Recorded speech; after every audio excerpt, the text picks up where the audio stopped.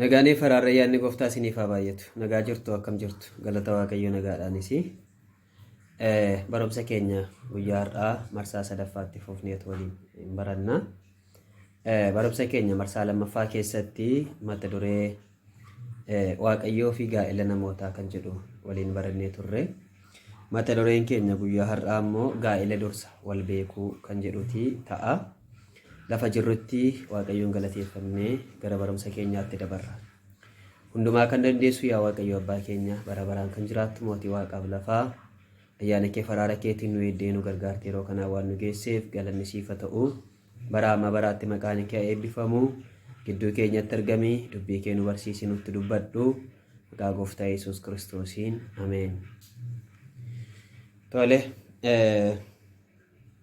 egaa barnoota keenya marsaa lammaffaa keessatti waaqayyoof gaa'ela namootaa kan jedhu keessatti wantoota garaa garaa ilaalaa turuun keenya ni yaadatama. Kakuu moofaa keessatti gaa'elli namootaa maal akka fakkaatu, kakuu haaraa keessattis maal akka fakkaatu hanga tokko irraa ilaalleerra. Kana kan nu ilaalaa turree fi kabajaa fi ulfina waaqayyoo gaa'ela namootaatiif qabu ilaalaa turre jechuudha.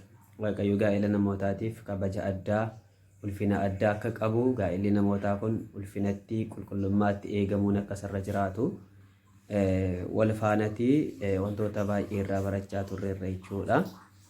Daraa keessan obboloonni viidiyoo kana dhaggeeffattanii obboloota keessaniif sheer gochuu hin dagatinaa. Viidiyoo kana immoo karaa yuutuubiidhaa kan jiru laayik sheer akkasuma yaada jajjabinaas gorsas yoo qabaattan gaaffiis yoo qabaattan koomentii jala kaa'uu hin dagatinaa. Eebbifama ayyaanni isiniif haa baay'atu.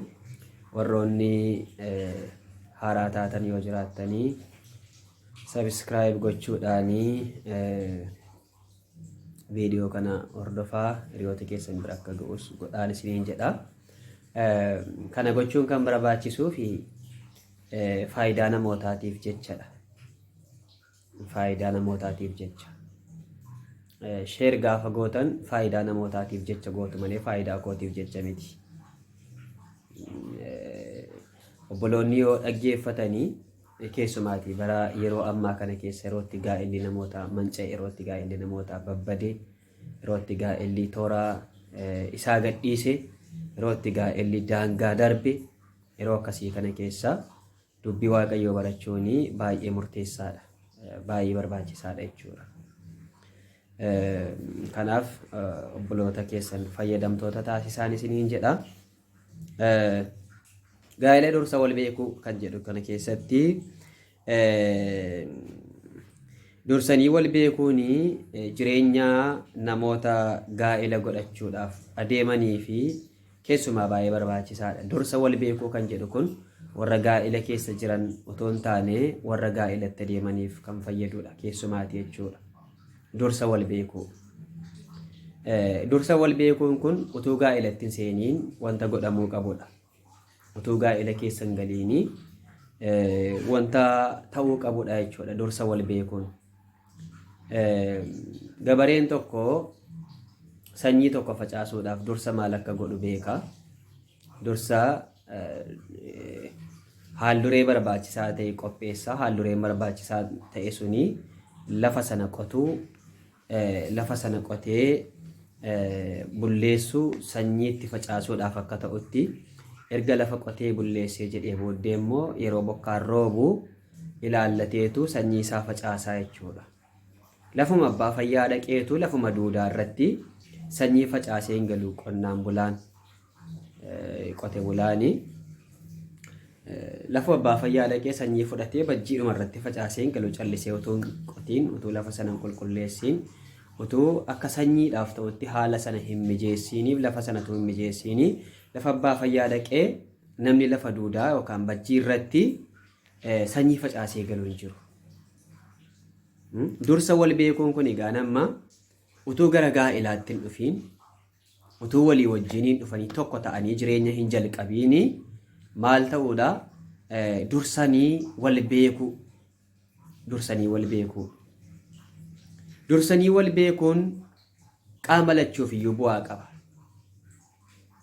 Isa dhiiraatiifis ishee shamarraniifis qaama lamaafiyyuu bu'aa guddaa qaba jechuudha dursanii wal beekuun. Yeroo baay'ee mayyoo ilaaltan gaa'ela keessatti namoonni baay'een haayiidhumaan gaa'elatti seenu. Bakka ijatti bareeddee itti toltee ija koo keessa nagaltee ijatti na bareeddee jechuudha. Ija keessa nagalte jechuun akka jechama afaaniitti ijatti na bareeddee jechuudha. Tokko tokko immoo laphee koo keessa galteeru. Laphee koo keessa galteeru. Laphee koo keessa galteenis nan jaalladhee jechuudha. Yookaan immoo jaalala isheetiin nan booji'ame yookaan jaalala isheetiin nan mo'ame jechuudha laphee koo keessa galtee. Bakka waanuma isheen laphee kee keessa galtee fi haadha manaa naa taati jettee yaadiin. Waanuma isheen ija kee keessa galteef haadha manaa naa taati jettee yaadiin. Waanuma inni laphee kee keessa galeef abbaa manaa naa ta'attee yaadiin. Waanuma inni ija kee keessa galeef abbaa manaa naa ta'attee yaadiin. Sii ta'uus danda'a. Sii ta'uus danda'a. Yeroo tokko tokko ta'uu danda'a. Garaa kootutti nana'ee jedhu amma namoonni yeroodhuma nargooti garaa koo itti nana'eeru. Akkuma garaan isaanii itti na'e sana immoo meebii abbaa manaa gaarii ta'uufii danda'a. Haadha manaa gaarii ta'uufii dandeessi jechuudha. Kun egaa yeroo tokko tokko irra namaa ooluu danda'a. Irra namaa ooluu danda'a. Kanaaf haa ta'u garaan namaas itti na'u ija kee keessa sagaltu laphee kee keessa sagaltu dursitee maal gochuu qabdaa? Dursitee nama sana beekuun baay'ee murteessaadha. Baay'ee barbaachisaadha jechuudha. Gaa'elli hoyiidhaan hin dhaabbatu. Hoyiidhumaan hin dhaabbatu gaa'elli. Dursanii wal beekuun kun egaanii walii galtee gaa'elaa kan dursu ta'a. Yeroo kaadhimummaa keessa jiran. Yeroo kaadhimummaa keessa jiran. Akkasumas utuu kaadhimummaatti hin galiin. Utuma kaadhimummaatti hin galiinis dursanii wal beekuun wal qorachuun barbaachisaadha. Erga kaadhimummaatti galaniis immoo yoo wal qoratan rakkoo hin qabu. Maaliifi kaadhimummaa keessatti hafuunis hin danda'ama, dhiisuunis hin danda'ama waan ta'eef. Wanti rakkisaan keessumaatii jireenya gaa'ela kiristaanotaa keessatti erga takkaa fuuteetii, erga takkaa heerumteetii gaa'ela sana keessaa bahu sagalee waaqayyoo hin dhorkamu. Namni kana eegu jira garuu namni kana hojiirra oolchu jira. Baay'eesaa warri eeganis jiru. Gaa'elli isaaniituma rakkoo qabu. Warri hamma dhumaatti dhaabbatanii gaa'ela isaanii sanaaf amanamanis jiru. Warri immoo takka ilaalanii cimaaltatti na rakkisedhanii waan sana dhiisanii deemanis jiru. Sana garuu sagalee waaqayyoo hin deeggaru. Sagalee waaqayyoo kan inni nuun jedhu erga gaa'elatti seenaniiti gaa'ela keessa turuudha.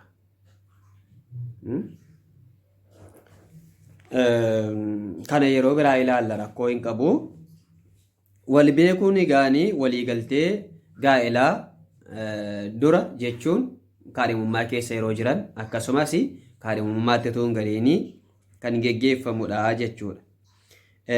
Adeemsa kana keessatti yeroo isaan itti wal qoratan ta'a jechuudha. Fakkeenyaaf amma akka waldaa kiristaanaatti dhiirri tokkoof shamarri tokko gaafa gaa'ela godhachuudhaaf jedhanii seera waldaa kiristaanaatiin naqaniitu xalayyaa galfatu yookaan immoo iyyata isaanii galfatu gaa'ela geggeeffachuu barbaanne jedhaniitu galfatu jechuudha. Sana booddee waldaan kiristaanaa yookaan jaarsoliin geggeessitoonni waldaadhaa maal godhu yeroo laatuuf. Yeroo isaan laataniif suni ji'a 3 ta'uu danda'a, ji'a 6 ta'uu danda'a, ji'a 2 ta'uu danda'a. Akkuma seera waldattiitti yeroo laatuuf. Yeroon kennamuuf sun yeroo isaan itti walii isaanii wal ilaalan jechuun haala kan biraadhaan otoo hin taane wal qoratanidha.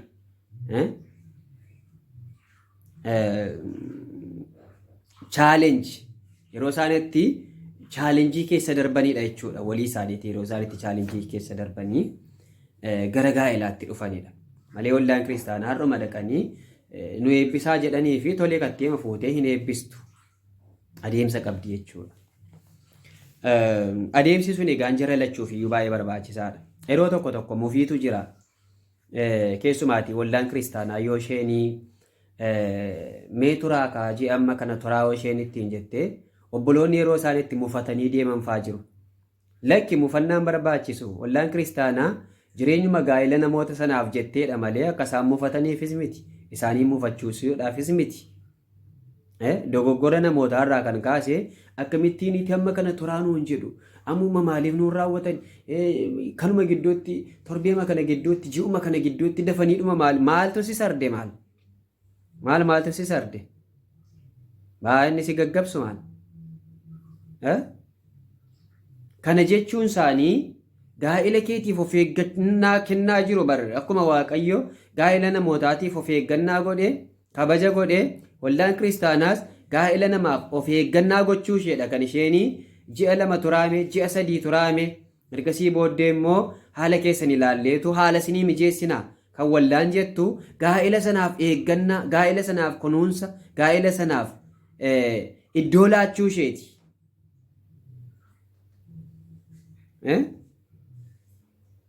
Obboloonni immoo yeroo isaan kanaan gufatanii waldaa dhiitanii geggeessitoota arrabsanii yeroo isaan itti waldaa keessaa utaalanii ba'an faatu jira. Dogoggoradha jechuudha amma kun dogoggora guddaadha. Dogoggoradha. Maqaan Waaqayyoo eebbifamu. Waaqayyoo wajjin jiraachuudhaaf iyyuu namni amala Waaqayyoo kana beekuu qaba.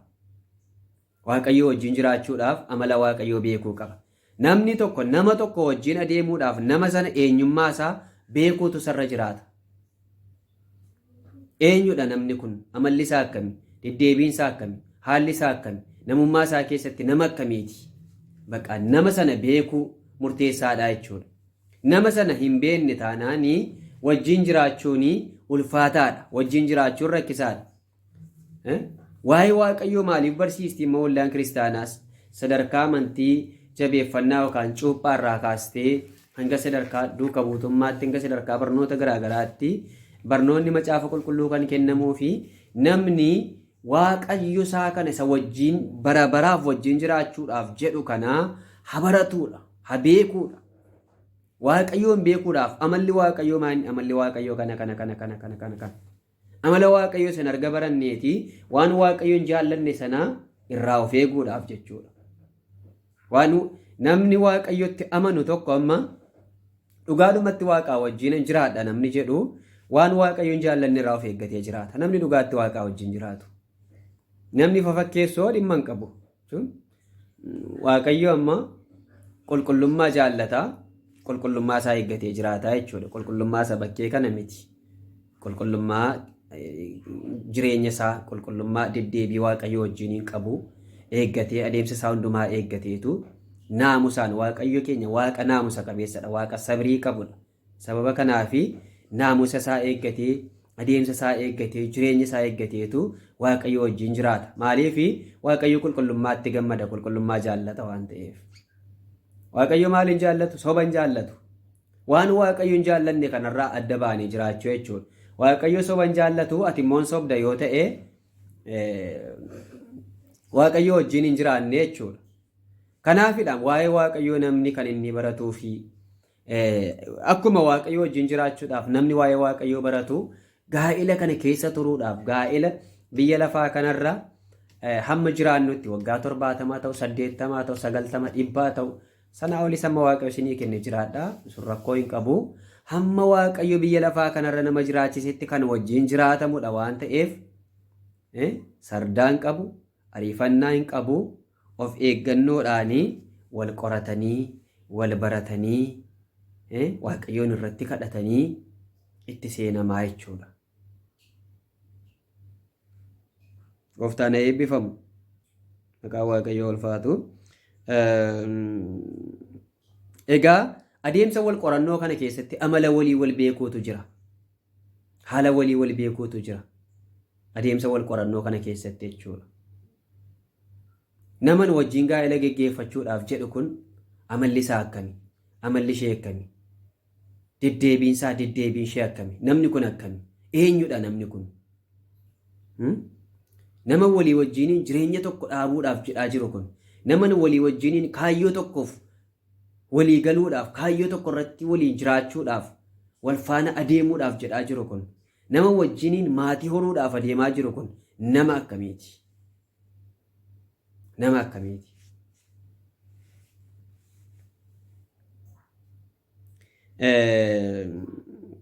Yeroo wal qoratan kana keessatti immoo seenaa isaanii isa darbe kan amma keessa jiranii fi akkasumas kaayyoo gara fuulduraa waan sadii seenaa isaanii isa darbe, lama kan amma keessa jiran, sadii gara fuula duraatti immoo kaayyoo isaanii, wantoota kana sadan ifa walii godhu jechuudha.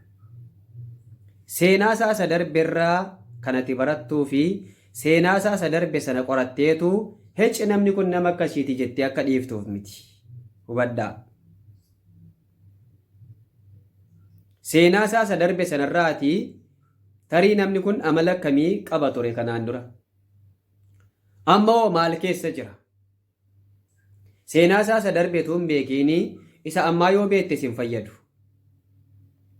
Tariitii namni kun seenaa isaa isa darbe kana keessatti amma jireenya jijjiiramaa keessa jira. Kanaan dura amalli isaa xiqqoo gaarii miti yoo ta'e ammoo sanarraatii deebi'ee amma akkamitti jira namni kun kan jedhu seenaa isaa ammaa kana beekuudhaaf kan si fayyadu isa gara fuulduraa sana sanni dabarse yookaan isa isheen dabarsite sana beekuun murteessaadha. Seenaa walii isaanii sana gaafa walitti himan immoo inni nama akkasii ture, isheen nama akkasii turte, icca nama kanan barbaadu, namni kun akkasidha, nama amala akkasii qabudha jettanii amala waliitiin walgatuu miti yookaan immoo wal buusuu otoo hin taane amala walii sana beekanii jijjiirama jiru immoo giddu galeessa godhatanii kaayyoon gara fuula duraa namni kun qabu immoo ilaalchisaa immoo maalidha kan jedhu, ilaalchisee maali kan jedhu immoo hubataniitu wal faana gaa'ela bareedaa tokko ijaarrachuudhaaf nama fayyadaadha. Nama mudaa hin qabne, namumaa tokko iyyuu hin qabne barbaada yoo jette bara kee guutuu addunyaa kana yoo barbaadde iyyuu hin argattu. Dhiira mudaa hin qabne barbaada yoo jette dubartiin mudaa hin qabnes immoo hin jirtu biyya lafaa kanarra. Qabdi isheenis mudaa qabdi. Dubartii mudaa hin qabne barbaada yoo jetta ta'e dhiirri mudaa hin qabnes immoo hin jiru biyya lafaa kanarra. Dhiirri hundumtuus mudaa mataa isaa inuma qaba. Wal caala akkaataa haala namaa kanatti wal caala malee inuma qaba. Namni dadhabbii hin qabne hin jiru biyya lafaa kanarra. Namni hirrina hin qabne hin jiru biyya lafaa kanarra. Tasallee jechuudha. Tole guyyaa har'aa kana gaanii gabaabinaanii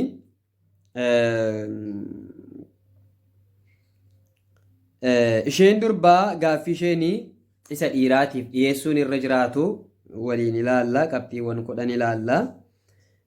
Sanatti tun darbiin garuu wal beekuu kana keessatti waan lama hubachuun barbaachisaadha. Inni duraayi Kiristoos keessatti namni kun akkami? Kiristoos keessatti. Inni lammaffaan immoo amalaaf seenaan nama kanaa kan dhuunfaasaa kan dhuunfaa ishee immoo akkami? Tokko Kiristoos keessatti namni kun akkami? Namoonni tokko kan fafakkeessan jiru callisanii dhumachuudha. Yookaan gooftaa kanatti maxxananii jiraatanii irraa saddan ba'anii huma fafakkeessu biyya lafaas hin fakkaatu kanas sanas hin fakkaatu gaafa namoota waaqayyoo argan nama waaqayyoo fakkaatu gaafa achi galagalan immoo biyya lafaa arganis biyya lafaa wajjin wal fakkaatu lachuu wajjin iyyuu wal fakkaatanii warra jiraatantu jiru. Kiristoos keessatti namni kun akkami? Kiristoos keessatti isheen akkami? Inni akkami? Kan jedhu Kiristoos keessatti wal ilaaluu yookaan Kiristoos keessatti wal beekuu kan jedhudha jechuudha inni jalqabaa. Inni lammaffaan amalaaf seenaa nama sanaa. Namni kun amala akkamii qaba? Seenaan isaa akkam ture? Amala akkamii qabdi? Seenaan ishee akkam ture? Kan jedhu sanas wal beekuun barbaachisaadha jechuudha. Egaa isheen durbaa gaaffii isheen isa dhiiraatiif dhiyeessuun ishee irra jiraatu tokkoffaa irratti namni kun maqaa akkamii qabaa kan jedhudha. namni kuni maqaa akkamii qaba? Maqaa akkamii qaba gaafa jedhamu namni maqaa gadheef maqaa gaarii qaba. Maqaan inni jedhamu kuni gocha namaa irratti kan hundaa'udha. Gocha namaa, hojii namaa, adeemsa namaa, amala namaa irratti hundaa'eetu namni maqaa namaa moggaasa. Akkaataa namaa irratti hundaa'ee namni maqaa namaa moggaasa. Akkaataa gocha namaatii wajjin wal qabataa jechuudha. Maqaan nama kanaa jechuun maqaan nama kanaa waan xuraadhaan dhaama. Maqaan nama kanaa jallinaan dhaama. Maqaan nama kanaa akkami gaarii moo gadheedha? Namni kun maqaa gaarii qaba moo maqaa gadhee qaba? Gocha isaa wajjin kan wal qabatu jechuudha. Malee maqaa samaatiin keenya nu baasan miti. Gocha isaa wajjin kan wal qabatu namni kun maqaa gaarii moo maqaa gadhee qaba? Waa'ee nama sanaa isarraas nama biraarraas qorannoo gadi fagoodhaan hamma namaa danda'ametti adda baafachuu. Tarii inni suma argachuudhaaf jedhee maqaasaa kana ol kaasee ol babbareechee sitti himuu danda'a. Ati immoo sana amanuu qofaadhaan yoo ta'u hin taane kan isaa akkuma jirutti qabattee ragaa irratti sassaabbachuu. Hin ulfaata wanti kun. Dhugaan isiniin jedha. Maali gaamma gaa'elatti hin seenne waan ta'eef rakkoo hin qabu.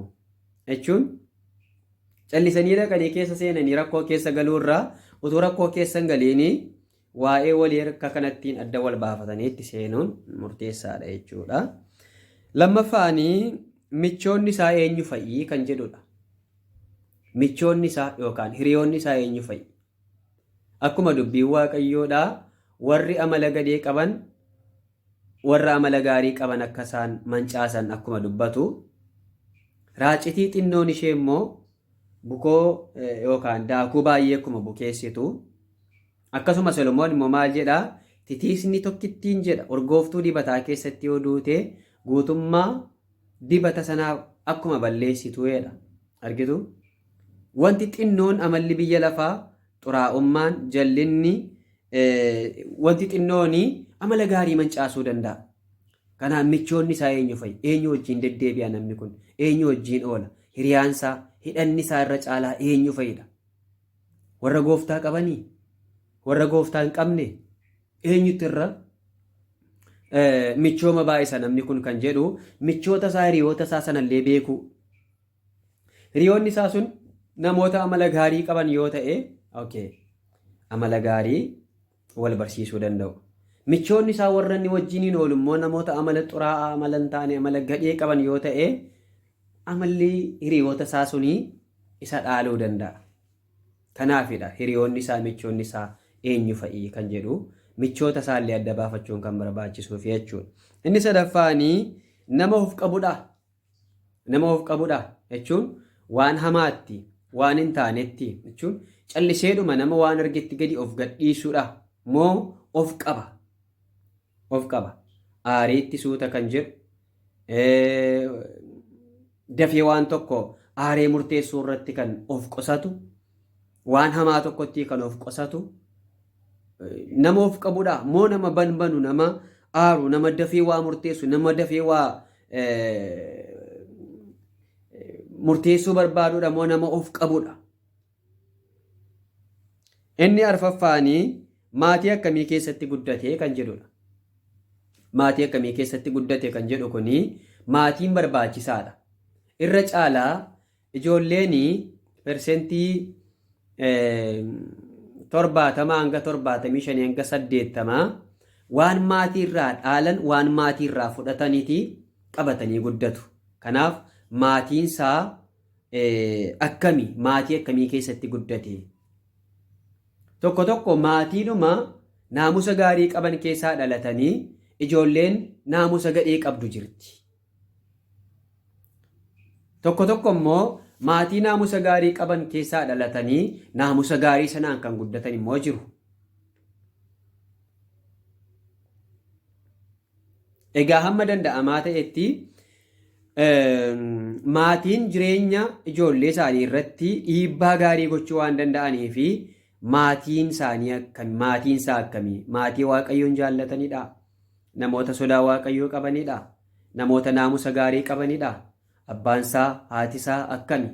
maatiiwwan isaa akkami jechuudhaan kan ishees kan isaas maatiin murteessaadha jechuudha.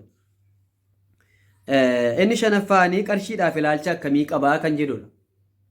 Namni kun qarshiidhaaf ilaalcha akkamii qaba? Qarshii jaallataa? Tokko tokko qarshiidhuma isheetiif jedhee kan barbaadee dhaqee fuudhu jira.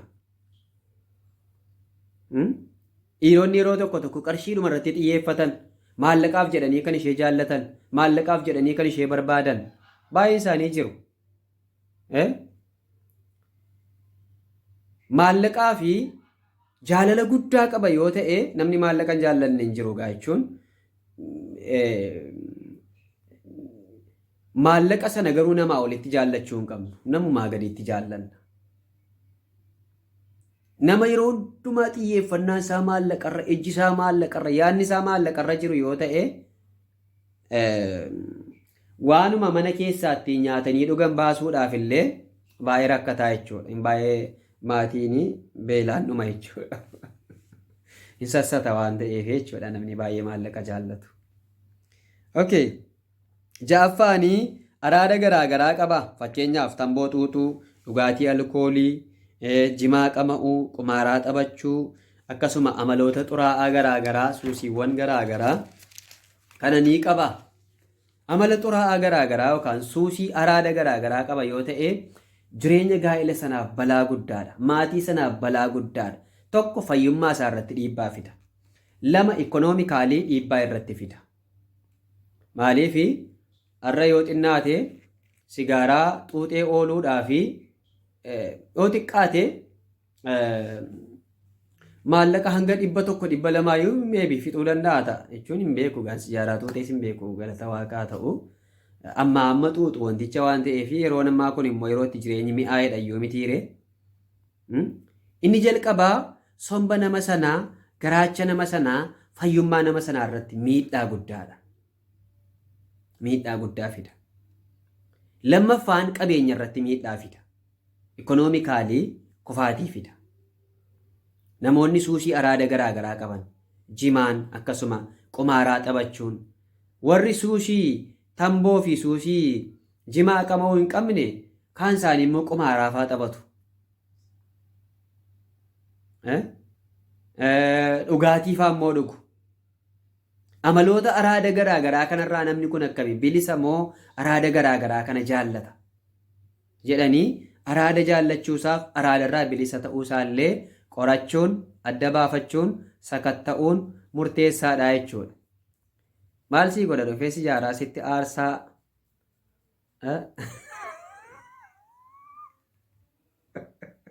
duukaa tuuttamoonni istagaatis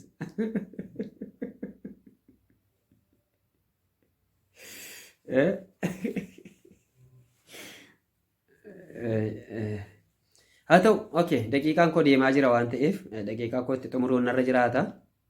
Daqiiqaa 30 ol fayyadamuun barbaadu.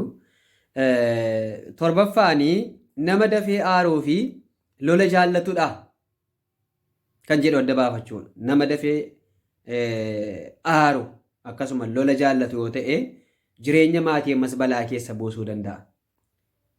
Dafee aara yoo ta'e, lola jaallata yoo ta'e, yookaan naqee namaa wajjin wal lolee, yookaan namni harka isaatti miidhamuu danda'a, yookaan inni harka namaatti miidhamuu danda'a. Bakka isuma dabeessa ta'ee si bulchu wayya. Isuma dabeessa ta'ee mana isaa keessa jiraatee si hoogganu, maatii isaa hoogganu, maatii isaa bulfatu wayya. Maal namni jagnummaadhaan yookaan lolatti ba'ee namoota meeqa ajjeesee namni badhaafamee beeku maaltu jiraayyuu hin jiru. Hin jiru. Saddeettaffaanii kanaan dura fuuteetta yookaan mucaa qabda. Inni kun baay'ee murteessaadha. Fuuteetta mucaa qabda. Utuun fuudhiin mucaa godhachuun hin danda'ama. Utuman fuudhiin mucaa godhachuun hin danda'ama. Yeroo tokko tokko kanarratti baay'ee wal shawwadu. Baay'ee isheen shamarraas inni dhiiraas baay'ee wal shawwadu.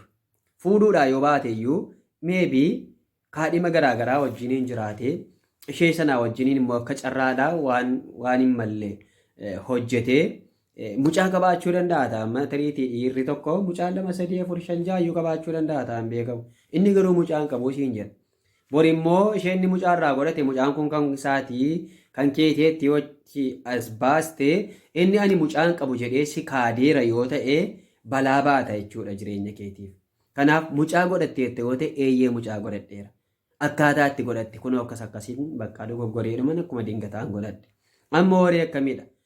Ifa gochuu bakka yoo mucaa qabda ta'e yoo mucaa godhatteetta ta'e fuuteetta yoo ta'es fuudheen ture.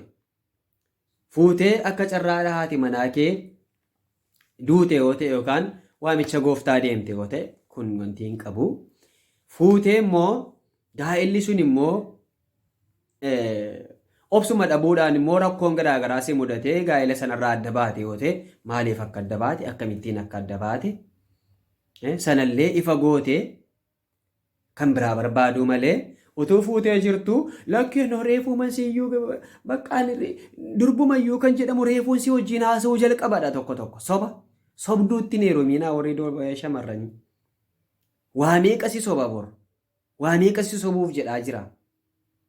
Soban barbaachisa jechuudha dhugaasaa dubbachuudha. Isheedhuma harka keessaa gaachuudhaaf jetteen sobiin soba kee gaafa sirratti barte immoo borsi dhiistee deemuu dandeessi dhugaa jiru dubbadhuuti yoo tole sii jette haa jettu hin jettu taanaan immoo kan biraa barbaaddattaa jechuudha. Salgaffaa gaa'ela keessatti naa wajjin jiraachuudhaaf kaayyoo akkamii qabda kan jedhudha. Kurnaffaanii fayyummaan kee akkamii kan jedhu. Gaa'ela keessatti naa wajjin jiraachuuf kaayyoo akkamii qabda inni kurnaffaan immoo fayyummaa. Egaa fayyummaa isaa kan qoratamuufis gama fayyummaa kanarratti wallaan kiristaanaa HIV dharra caalaa kan isheen maramaa kottaa jettu. Fayyummaa inni kaan immoo homaa rakkoo hin qabu wal beekuudhumaaf haala walii wal beekuudhaaf yoo dhukkuba kan qabu ta'es hin fayyatteedhuma jaalalli jiraatennaan immoo maal kunoo warra harkaan miila hin qabne yoo kunoo wal fuudhaa jiru inni guddaan jaalalli dhugaan jiraachuudha malee. Kanaaf sunumaa tokko rakkoo yoo hin qabu. Kana fakkaata ayyaanni isiniif baay'atu eebbifama. Waaqa isin haa eebbisu. Gaaffii yoo qabaattan koomentii jala yaada keessan kaa'uu dandeessu. Gooftaan isin haa eebbisu eebbifama. Gooftaa isaa galatoolfaadhu eebbifami sagalee kennuuf eebbisi. Hamma dhumaatti ayyaana kee hafuura keetiin barnoota kana barannee akka xumuruu dandeenyu xumura barnoota kanaarraan nu ga'ii. Laayaa Waaqayyo gooftaa maccaa guyyaa har'aa sagalee barannee kana immoo nuuf eebbisi. Maqaa gooftaa keenya Yesuus Kiristoosiin ameen. Eebbifama. Waaqayyo isin haa eebbisu. Eebbaaf ta'a.